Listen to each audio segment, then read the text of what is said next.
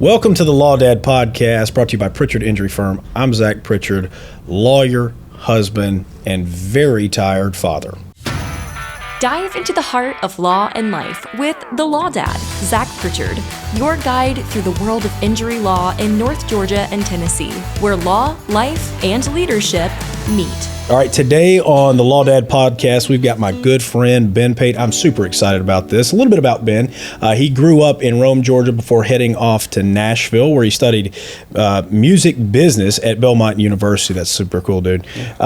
Though he's no longer chasing that music industry dream, he had a really unique opportunity to kind of flex that creative muscle, when he struck out at home and decided to start his own podcast. Okay, this all happened during COVID-19, the outbreak, but he came up with just a super, super cool concept about the finer points. So Ben's here to talk to us. Number one, it's called the Finer Sips, not Finer Points, right? Finer Sips. Finer Sips. That's super cool. He's here to talk to us about, what that entails, his life just as a dad, of course, and really how he fell in love with this kind of unique passion. So I'm super excited today. You guys stay tuned. Yeah, awesome. Thanks for having me. Yeah, man. So Ben, let's start out. Like I said, dude, I've been pumped about having you on the podcast for a while. Tell us a little bit about yourself, what you do, where you're from, that whole nine. Yeah, so thanks again for having me. Been looking forward to this. Sure. But yeah, I grew up in Rome, Georgia. Family's all from there for many generations. From there, went to Belmont and Nashville. I've always had a knack for music. It's kind of always been my thing. Music and the performing arts. So went up there to pursue that. Loved it. Fell in love with Nashville. Yeah. Had the opportunity to play some music, both in session and live. Kind of check that off the box. Okay. What I thought I wanted to do. And then you kind of learn, something can still be your passion, but not your not your path in life, if you will. So cool. kind of graduated and had friends who are still in the music industry, and I just kind of went a separate way. By trial and error, got into sales. Sales, kept us in Nashville, moved us to Knoxville, then brought us back to Georgia. And so did that for a little over 10 years. Got into consolidation in the veterinary side, so buying veterinary hospitals for the past couple of years. And just came back to my former company, but on the human side. So in sales management now. So yeah. Okay, so first, that's a lot to unpack. Yeah. That's super cool. So I'm gonna try to unravel this stuff. So yeah, Belmont, I know, is very, very, very well known for their music, performance art. So very, very common there for people to go there. So the first question, what do you play? Yeah, so I've played bass since I was about 6. Okay, all right. But a little bit of everything, a little bit of guitar, a little bit of piano, but mainly bass. Oh man, dude, in Nashville, like you said, Nashville, Knoxville, those places are phenomenal. It's the Mecca. Oh man, that's crazy. So, all right, so what was the plan? Like when you left Belmont, I know that you got, obviously, your focus was on the music industry. What was the kind of plan at that point when you're up there? Yeah, so I got to scratch the itch. I got to play professionally as a session musician. Really? In studio for about 3 years.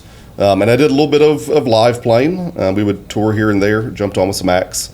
And really what I grew up thinking that's what I wanted to do for the rest of my life. I just realized though I loved it, it wasn't going to be for me long term. Yeah. It's a gypsy lifestyle. And it's just not what I think God had kind of prepared for me. Sure. And towards the end of that is when I met Stephanie, my wife. Yeah. And there was kind of that realization as you have friends that live on the road or live in the studio constantly. Yeah. And usually that doesn't work out. Yeah. It's just, like I said, it's a different lifestyle. There's nothing wrong with it. Still have tons of friends that do it. It just wasn't going to be for me. It's interesting you say that too. I got a really good friend, and that's her husband. Same thing. They've made it work, but I think she'd be the first to tell you the same thing. Is that you've got to find that dynamic balance. Absolutely. So that's super cool. And I mean, obviously, Rome. Especially that northwest Georgia kind of feel, I understand it's a little different than being kind of on the road all the time. This is very homegrown. So you met Stephanie, and obviously now you got Chip. Yep, we got Chip. Right, my man, the master. Yep. The guy. Yeah, dude, cute as can be. So that's so cool, man. And I love. I think one of the best things you said is, it could be my passion, but not my path. Right. That is so cool, so impactful. So yeah, man. So after you kind of came back, right, you said you found your way into sales. Right. Okay. Yeah. I know you're doing, like you said, your kind of acquisitions, right? Or what it was veterinary hospitals, not now? Yeah. So when I first got into sales, it was selling veterinary pharmaceuticals and supplies. Oh, okay. Cool. So I started that on the equipment side, medical devices in Nashville. Then moved subsequently with the same company, Patterson, to Knoxville, where I took a territory. Okay. And then subsequently Knoxville to Atlanta, or North Georgia, to take a territory as well. So I was in direct sales, running my territory, had an equipment rep who worked with me, some service techs, but took care of 120 veterinarians. Man, that's super from cool. Northwest Georgia and Chattanooga. And then had the opportunity to leave, go to work for the Lakefield Veterinary Group, which is a privately owned veterinary consolidation group. All right. And so for 2 years, I basically covered what was supposed to be the Southeast, but kind of became Pacific Northwest, Southeast, Started adding Texas. stuff. Yeah. And I was buying hospitals. So you're going out making relationships, vetting people, and then buying them for the umbrella of Lakefield. And then we would own them and run them. That's so fascinating. The interesting thing is, right when I left Patterson to go to Lakefield, the market crashed. Right? Oh, so no. the economy, the interest rates just spiked. And so though we weren't playing with private equity money, all of our competition was. And you went from 2% variable interest rates where people were taking out billion-dollar loans, and now those went up to 10, 11, 12, 13%. And so nobody had money to spend. So it drove multiples down, but our owner was very, very conservative. So it was just slow. I learned a ton over 2 years, but Patterson called me back. This side, on the dental side, so Patterson's kind of the mothership, if you will, of our company is dental, and had the opportunity to stay in Atlanta, take over as general manager for Georgia and Chattanooga. And so jumped at it. So here we are, 2 months in. Man. You're a Renaissance man. I mean, that's so cool, though. Side note for everyone watching the podcast, we're going to play a drinking game today since we're talking about bourbon. Every time that Zach says the word cool, take a drink. So, quick side note, I didn't tell the listeners that that's the drinking game of today, but every time that Zach says cool, go ahead and take a drink and be careful. Yeah, I better say don't drive after you listen to the podcast because I will inevitably have you get drunk. So, that's right. Yes, I will. I'm going to now switch the focus to the bourbon stuff. Yeah. So the first time I was ever really, I guess, immersed in your just knowledge was we went to that Etowah Foundation Derby Day thing. It's a great time. And it was so apparent in a room of what I thought were connoisseurs. You were by far superior. I love the guy that put it on because he was amazing and he knows so much about bourbon. I was like, but this guy's like a savant.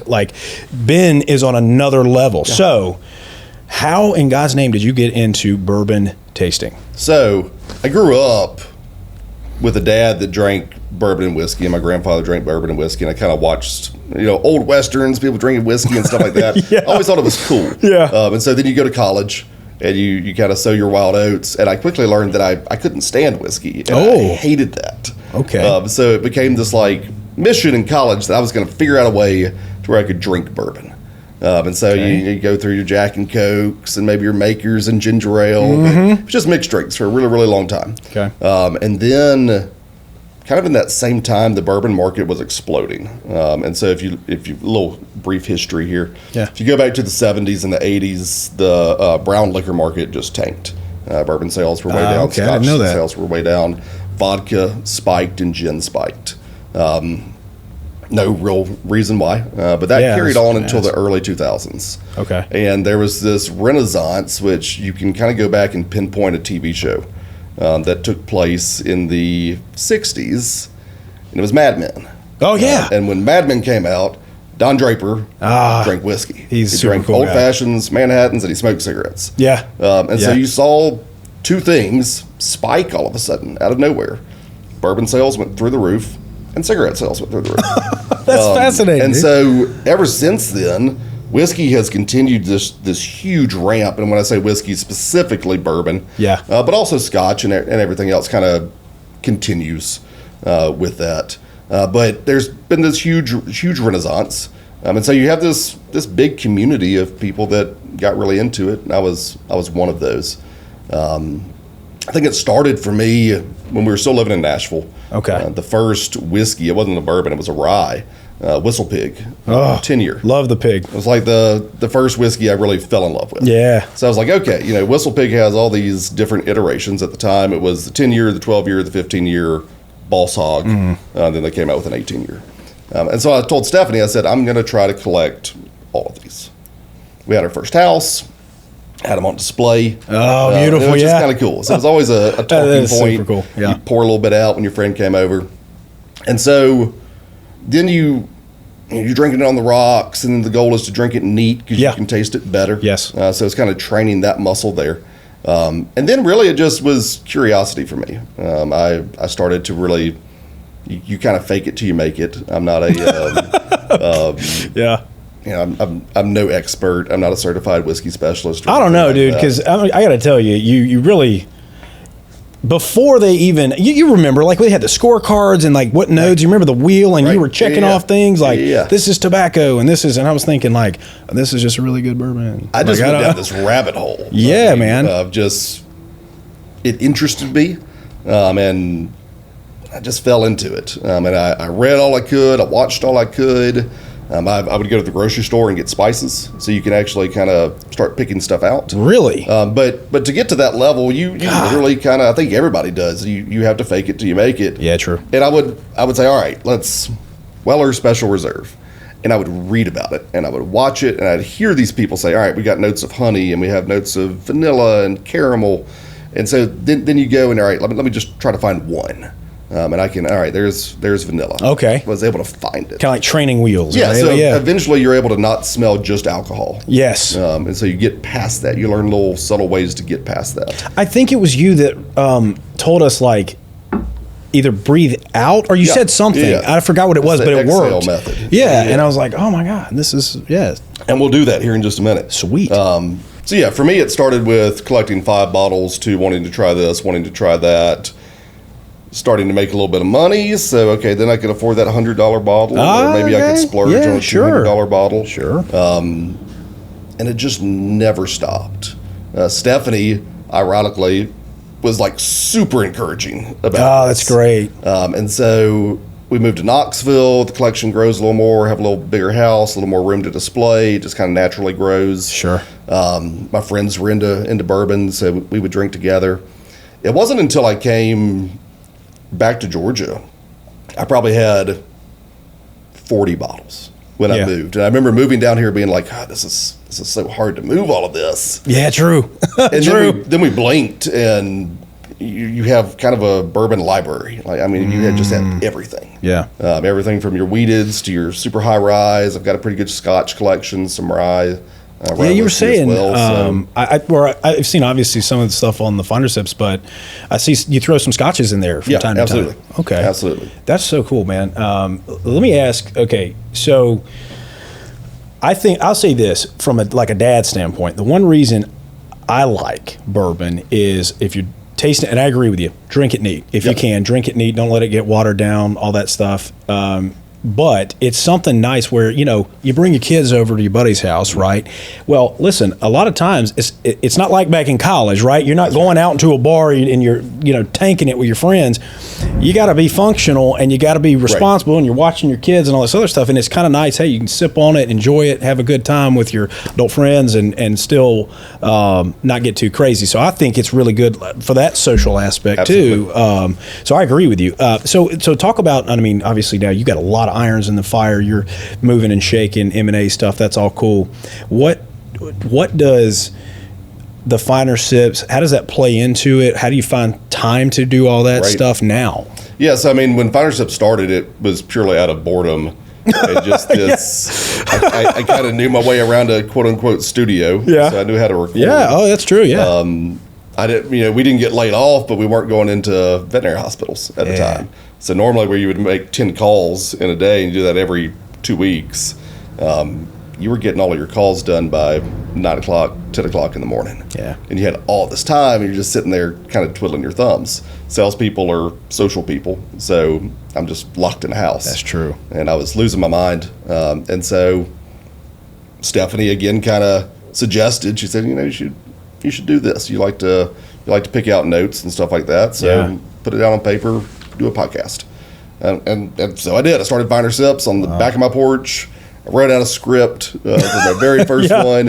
It sucked so bad. I was telling Alexis. I empathize, man. I was like, all right, I'm going to go 30 minutes. Yeah. And like 4.5 minutes in, I'm like, all right, cool. That was great. Yeah. And so, but I wanted to keep going. You figure out doing them with people is a heck of a lot easier than doing them solo. But that was pre-kids, right? So I had all the time in the world to do that. And I was at home for 2 months. So I had a bunch of free time. Sure. Then, the world slowly gets back to normal. We get back out into the field. Podcasting became harder. And then obviously had Chip. But this entire time I was running an Instagram page too. So I would post my podcast on the Instagram page. I would also do little photo shoots and then written reviews as well. So I've continued to do that. Wow. Okay. I haven't podcasted probably in 3 years. Okay. Chip's almost 3, so that kind of correlates there. It works out, yeah. But for me now, Finer Sips has become kind of something different. It's not something I'm doing numerous posts a week. I usually do 1 post a week. But it's kind of a mindset I've gone into, and I took a bit of advice from somebody you normally probably shouldn't take all that much advice from, but Ray Lewis. Listen, all right, stay with me. Ray Lewis is quoted saying that a man, and you could say a person, a woman, anybody, but a man deserves 1 hour every day by himself, away from computer, phone, TV, distractions. 1 hour to kind of drown out the noise and just digest your day, or kind of what's going on. Yeah. And what he said was he took an hour where he had a drink and he smoked a cigar. And I'm a big cigar guy. Yeah. So for the past 3 years, I've done that every day. Good for you. We don't miss that time. And I don't always drink. I don't always smoke a cigar. But I always have an hour on the back porch, typically, by myself. Just to reflect, yeah. And so that has largely kind of been what has kept Finer Sips going for me. I've got, I think almost 500 reviews posted now. Wow. And eventually you just kind of, you get somewhat monotonous, but people still follow it and they still want it. So when I do drink, and it's typically not during the week, it's on the weekends, it gives me an opportunity to sit down and just kind of re-exercise those muscles, and it's just fun. Yeah. But it's something to kind of get away and you put your thoughts there. Yeah. And that's kind of been what Finer Sips has become for me.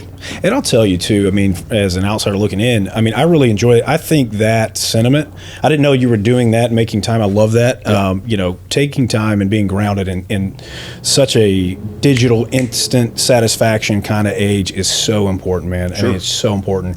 And the fact that you're doing that, it actually kind of comes through in your posts. So all of your posts seem very relaxed in a calming kind of state. Right. So that's why, honestly, it's one of the reasons I like looking at them. Sure. They're informational. Yes, Parrot, it's all this other good, but it very much comes through as this is just kind of soothing, relaxing venture. It doesn't come through as sometimes it comes as just the drinking is the joy. And I've seen that in other people's works, podcasts, this kind of thing about bourbon. But yours is just very much about just kind of like this is a relaxing thing for me. So it's coming through in your content. So keep that up. That's great. I appreciate that. Yeah. I mean, we can both relate to this. It's you got to find some time. Being a dad and being a professional is absolutely busy. Oh man. Right? You wake up first thing in the morning. I'm getting Chip up, dressed, fed, watch some cartoons. Stephanie comes out, takes him. I'm on 75 down to Marietta. Yeah. Trying to fight traffic, get there on time. Working you, all brother. day, being in the field, back and forth, doing whatever. Coming home, and you're back on dad duty. That's right. Yeah. Right? Yeah. You got to have some time to relax. Be yourself. Yeah. And I couldn't imagine being a mother. Dude, no kidding. I'm over here tapping out at dad's stats. Oh man, they're special. Like I said, I always said that God knew what He was doing, right? Yeah, like, oh my gosh, doubt. amazing. No doubt. But you're right, and it's funny too. I think sometimes, especially with all this going on, if you don't take that time for yourself, I have experienced this personally. If you don't take that time for yourself, whatever it may be, whatever activity, you can't be your best self. That's right. For everybody. Your business is going to suffer, and I don't think I realized even until this year that I set a lot of the tone. And so if I'm coming in and I'm high strung or whatever, people are going to be high strung too. Absolutely. But if I can be grounded and come in relaxed and clear, and the same thing before you walk in the door of your house, because those are the people that matter the most, That's right? I think you got a great outlook and approach to your day-to-day life, man. Appreciate That's that. awesome. Appreciate that. So I have 2 quick questions before I get to the best part. All right. My first question is, what is your go-to? So say this is just a normal, I'm not trying to impress anybody. This is kind of my staple. I'll just get something and head home. What bourbon is that for you? If you had to put it down to one. Yeah. Or you can give me a plethora. I don't care. I'd probably say like a Baker's 7-year-old. Okay. Which is a Jim Beam small batch collection. Okay. So the original small batches, you had your Basil Hayden's, Baker's, Booker's, and Knob Creek. So I'd say a Baker's or a Knob Creek. Okay. Would just be, if I had to go pick a bottle at just about any liquor store out there, you're going to find one of those two. Okay. It's not super expensive.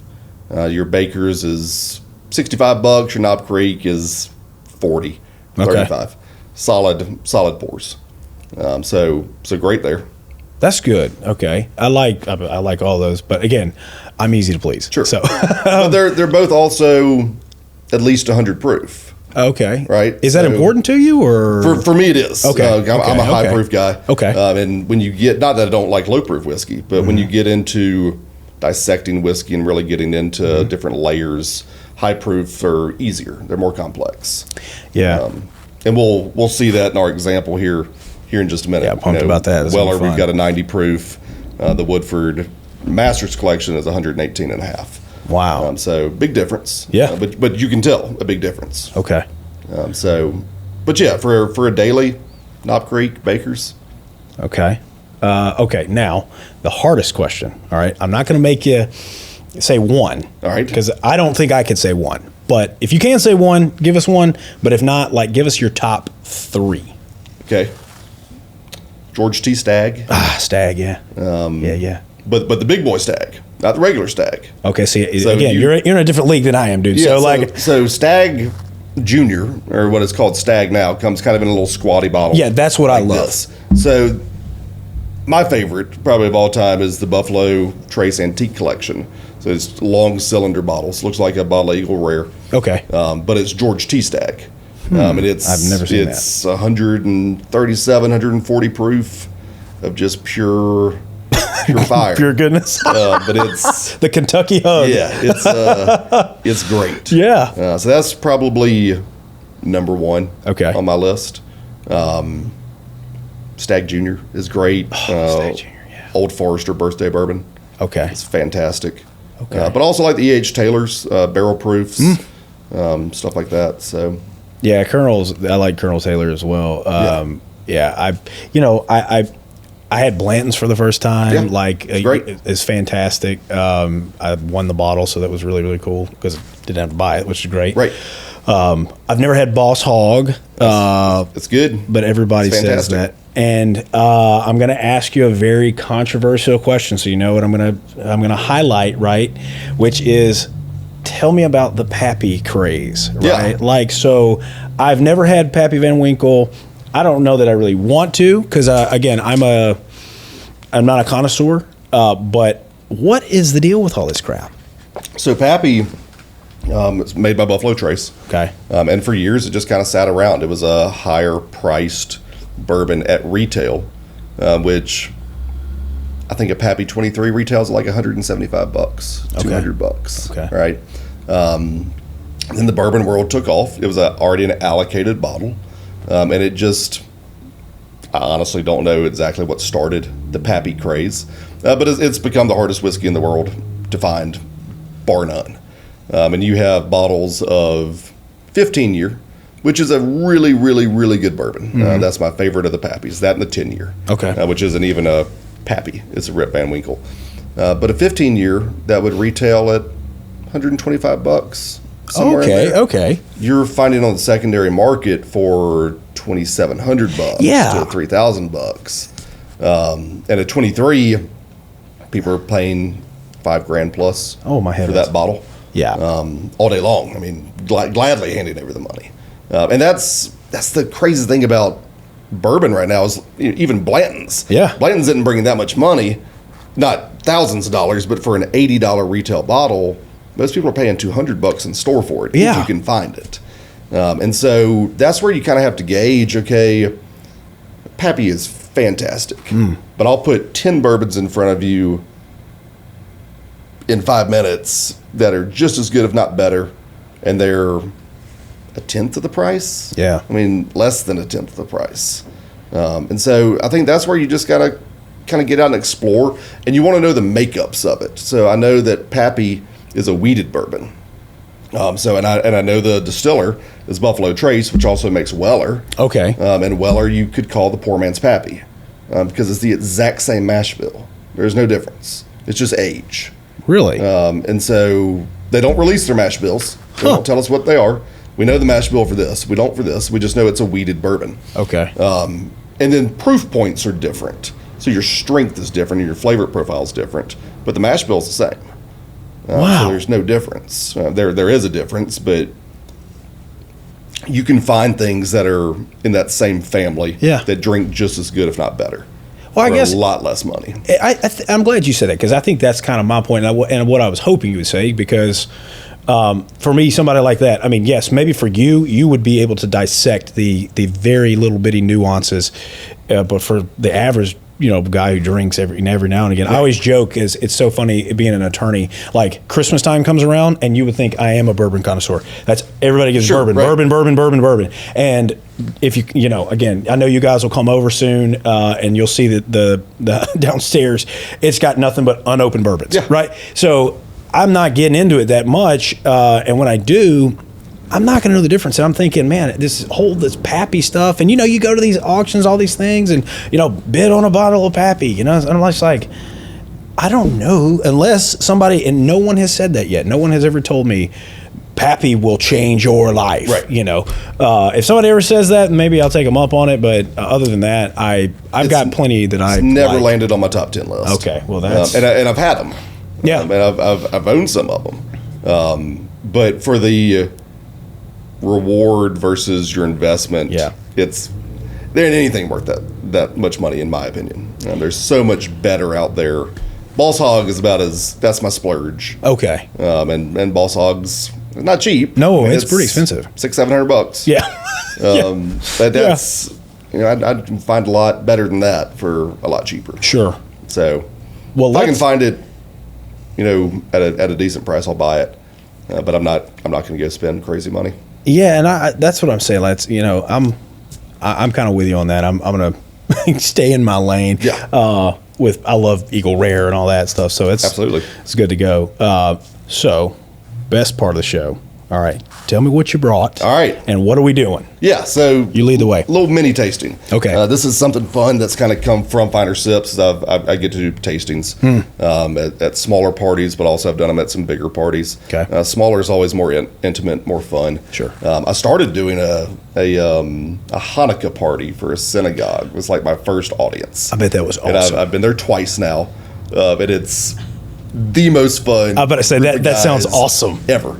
And I went in, I was like, this is going to be like a little stiff. And it wasn't. The rabbis over there like, yes, pouring up, let's go.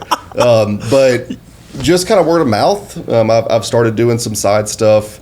Got really, really busy at the end of the year and just wanted to kind of taper off because you don't want every weekend to be busy, even though tastings are fun. But I usually bring, somewhere between 4 and 8 bottles, depending on the size of the group. But I try to bring stuff in different realms so you can kind of get a broader picture. Okay. Wanted to bring a bottle that you can find, most people can find fairly regularly. Some people can't find it at all. But that's Weller Special Reserve. Okay. Price point on this is $27 retail. Yeah. You'll probably find it around $40 to $50. Okay. In most stores. still pretty reasonable. And there. at $50, I still think it's a buy. Okay. I would not spend more than that. Okay. All right. But That's again, cool. this is Buffalo Trace. It's the most successful distillery in the world. They have, I mean, your Pappies, your Blantons, your E.H. Taylors, your Weller line, Eagle Rare. That's all Buffalo Trace. Okay. And they do a phenomenal job. But I wanted to start with this one. This one is just kind of a quintessential 90 proof bourbon. I don't like really bourbon under 90 proof. I just think it gets super diluted. So I'm going to try to like. We don't have an age statement on this. Okay. But it's younger, it's brighter, not color wise, but palate wise, it's brighter. What does that mean? More what I'm going to call summer fruits. Okay. So apples, pears, I see. grapes, Okay. a little more acidity. Gotcha. Instead of when we get into this is baking spices and baked goods and cinnamon and bolder flavors. Okay. This is going to be more kind of traditional bourbon notes. You're going to have your honey, vanilla, oak, graham cracker, some caramel in there. Really sweet. And you can taste all this, like, or smell all this? Absolutely, yeah. So, and that's why I like to use these glasses. These are called Glencairn glasses. And Glencairn is just the shape of the glass. They don't all look like this. Okay. Some of them have stems. I like these wisdom glasses. I think they're neat, if for nothing else. Yeah, I think they're cool too. I got to be honest. I'm like, they've got this some weight awesome to them. So Yeah. it's Whiskey Wisdom is the company. Okay. And they're great. But what this does is it's going to force all of our flavor and nose up through the top here in kind of a sifter way. So it's going to give us a more direct note there. Instead of a regular glass where it just kind of all dissipates at the same time. This is true. That makes sense. More channeled. Okay. So when I get in, I start with the nose. Okay. I usually go straight in first because I want to get those really direct flavors, and then I back off and I'll kind of smell from up here. But I put the full nose in there. Okay. Right. Let me see. This is not a strong whiskey. You can get past that alcohol. Yeah, you can. It's not hard to. It's very, very bright. Yeah. It smells really good. Yeah, so I mean, up front you have that little bit of oak, but lots of vanilla. There's that graham cracker kind of sweetness to it. I'm going to take your word on that one. I can't smell it, but it gives me a great mental image when I start smelling it. Yeah. And yeah, the vanilla you can smell for sure. Big a little bit of, it's good. Oaky. And so we'll go into the palate. And okay, so what we talked about earlier, when I'll get the whiskey in my mouth and I'll move it around just a little bit. I think that's kind of more show than anything. Swishing. But once I swallow, I immediately exhale through my mouth. Not through your nose, because you'll get all the sinus cavities kind of light up. Okay. But if you'll go through your mouth, you instantly get rid of that ethanol burn. Okay. And you can immediately kind of get into the flavor profile more. Okay. So that's where most people get stuck with drinking neat, is you get that chest burn. And I can't get past that. And that's how I figured out, for me, what worked. Okay, so you're saying like you kind of swish it, you smell it, then you go, you drink. Yep, drink and immediately as soon as you exhale. swallow, exhale through your mouth. Okay, let's give it a shot.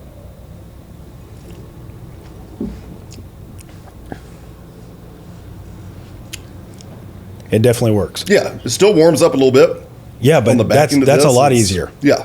All these little tricks. Yes, and so for lighter like bourbons, Yoda of for lighter bourbons, profile. more your nose transfers pretty seamlessly over to a palate. Yeah. Where stronger bourbons, higher proof bourbons don't always do that. Yeah. But our same nose flavors are on our palate. There's vanilla. You get more cinnamon. There's some cinnamon sweetness there. Okay. Again, it's oaky. I find a lot of graham cracker in this. I've got there's some honey sweetness in there. So like a honey graham cracker. All right. If you're out there and you're listening, you got to do that. The exhale delays the burn. It does. So you get the burn is just on the finish. Yeah, but I've so many times, like I've just, and then you kind of get it burned all the way down or whatever. Right. But by that little exhale, you do get to kind of like absorb it. That's right. Dude, this is insane. This one's a lot different. All right. So. Okay. So what are we doing on this guy? We're going to have some heat here. Okay. Even after the exhale, but it's Great. It's a different than heat. It's more of a spice. Okay. So you're just going to get I like spicy. That's cool. Baking spices, some pepper, things like that. Yeah.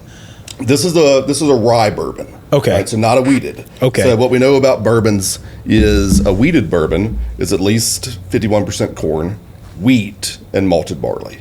Somewhere there's that mash bill is made up somewhere in there. Okay. This is in the 70s percentages worth of corn, probably in the teens of wheat, and then in the single digits of malted barley. Okay, so heavy corn. Yeah. And that's where you get the sweetness from. Oh. But the wheat is softer. There's it's it doesn't easier. attack. I got you. Right? I like a rye heavy bourbon. Yeah. Still bourbon, so this is, we know, 72% corn. So we're going to have a good bit of sweetness. Cool. It is 18% rye. And so what that tells me is it's going to be spicy. It's going to be robust. And it's 10% malted barley. Nice. We don't have an age statement on this. We know it's 118.4 proof, so significantly warmer than what we just had, but a lot more complex. Very cool. So this is another brand name. Everybody knows Woodford. Oh, yeah. You can find it everywhere. This is their Masters collection. So this is their head distiller. Does these single barrels and just brings it out, and I think it's released twice a year. Okay. And in full transparency, what I told you before we started rolling here is I tried this last night. Yeah. I've had a few of these, and the last one that I had was terrible. It was horrible. Yeah. And that is the most annoying thing for me now as a collector is I'll go spend some money on nice whiskey just so I can have it and review it. And there's nothing worse than dropping $200 on a bottle, and it just it's terrible. Yeah. Like, I mean, I can remember I gave it to a friend of mine. I said it tastes like a sweaty gym bag,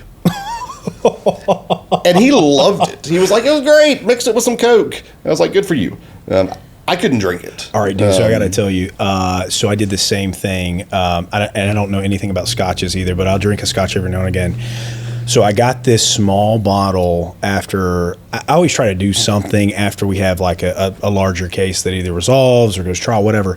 And so obviously had a significant recovery. And so anyway, I got a bottle of Johnny Walker Gold Label. Yeah. Okay.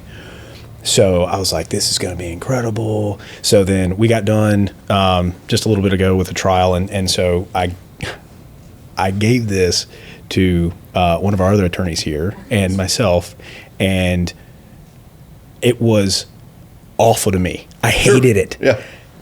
She loved it. She loved it. She was like, well, let's celebrate. We just got done with trial, so we'll have a celebratory, scotch will be great. She loved it. Yeah. So scotch is it's completely different. You can Yeah. go from one side of the spectrum as a sherry scotch, and it's a little sweeter, done in bourbon casks. Then you go to a campfire of just ashes Dude, that's what it's. and Oh my God, salty sea air. Lord help us. It was so bad. And I love both of them, but I don't drink it nearly as much as I drink bourbon or rye. I like this better. I don't either, and I totally goobered up. But I feel you on the dropping it and then going, Yeah. oh no. Yeah. So let's look at this one. Okay. So immediately you're going to get a lot more spice. It's oaky, but it's also Yeah. kind of like a bakery. Oh man, that's great. Right, so though. you have some banana that bread is in there. Nice. Cinnamon, banana bread, allspice, nutmeg. Look, dude, I don't know if you're into the ASMR stuff, but Right? you need to you need to voice over some of this stuff while I'm just going to close my eyes while you just keep talking. It's still oaky. Like gingerbread and all these things. It's incredible. All bourbon's going to be oaky, but it's That's different. incredible. And on the palate, what you'll find is So most good. of those transfers, but you're going to have this dark chocolate kind of charred note. Okay.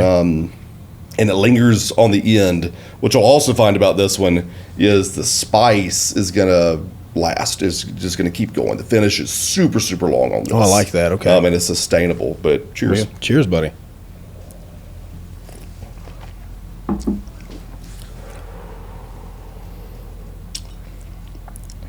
So you get that red hot. Definitely some pop on that one, brother. Some pop on the palate. But you're right. Very smooth. Yep. Surprisingly smooth. Dark chocolate, kind of vanilla latte, Mm-hmm. but you're still in that cinnamon roll and pastry bready notes in there. It's still sweet, but it's spicy. So that's That's your difference. fantastic. I prefer this over the Weller. I would agree. I prefer That's rye great. heavy bourbon. Yeah, if we're sitting That's the around, difference. outside hanging out, just catching up, and Lexi's talking about missing the kids from the high school, but also not, and whatever the heck she says all the time, And then Stephanie, of course, is, they're reliving the glory days. Yeah. You and I will just sit out and look at the sunset, and we're good. That's it, man. That's great.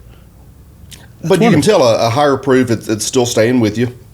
Yeah. That chest range. Oh, sure. But again, for somebody like me, where I'm not drinking this that often, right?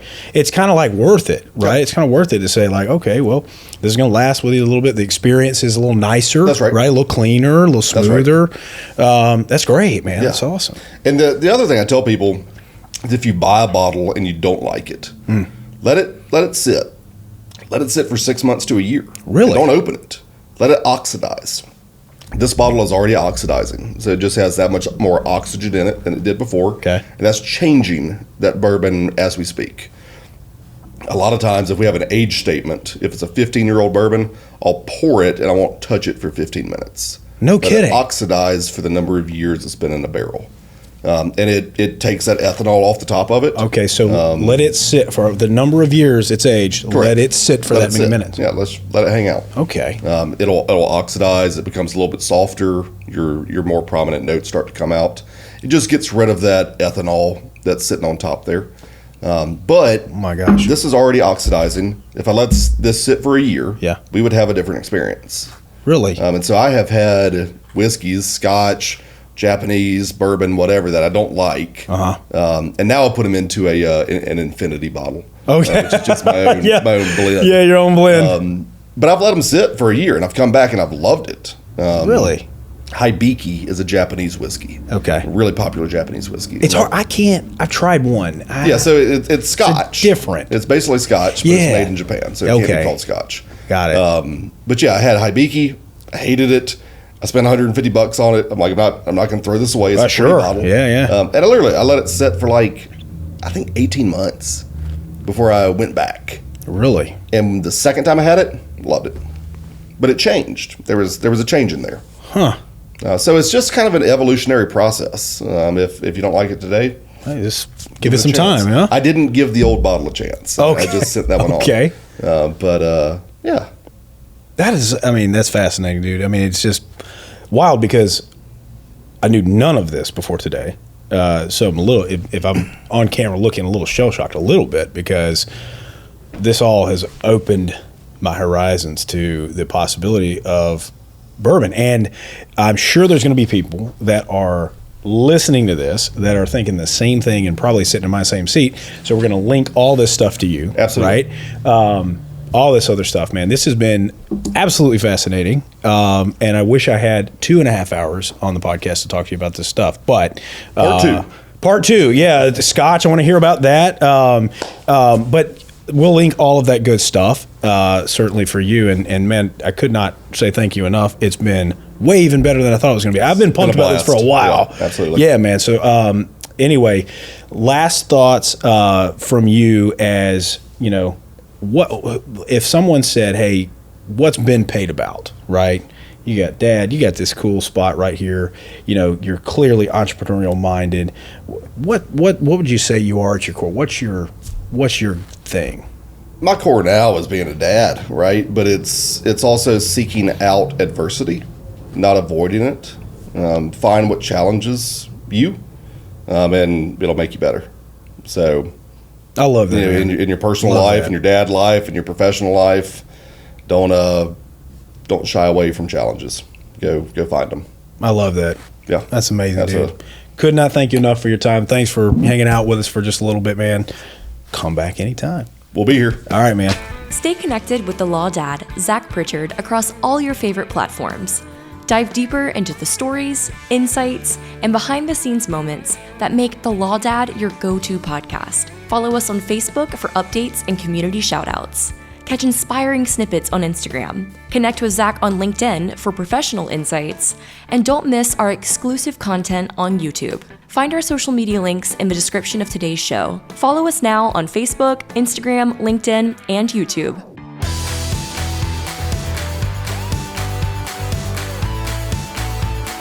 This show is for informational purposes only. It does not constitute tax, investment, or legal advice. Please consult with a qualified professional before taking any action.